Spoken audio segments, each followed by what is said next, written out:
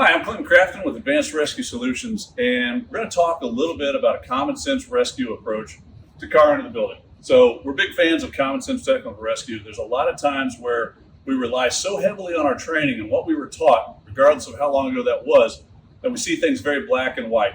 We don't think outside the box or think beyond our training.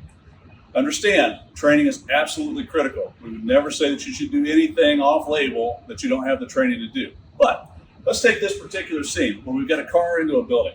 In a lot of districts, that call is going to come in as a collapse, a building collapse, a structure collapse, something along those lines.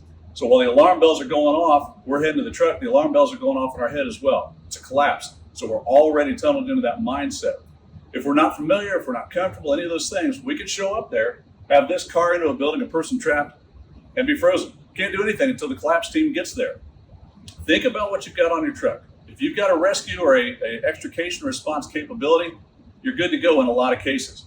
So if we look at our extrication struts and shoring that we might use on a car end or a semi, something like that, we're talking about capturing 20, 30,000 pounds with those sets and double buttresses.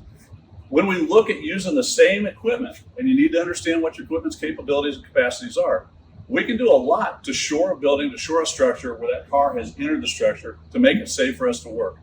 Now, I wouldn't recommend doing this if there wasn't a life threat situation, but if you've got somebody trapped under the car, trapped between the car and furniture, things like that, then think beyond your training. Think about other options you have, take a common sense approach, and see what you can't get done. Again, do all this in training first. On the scene isn't the time to try something new, but don't be afraid to think beyond the box.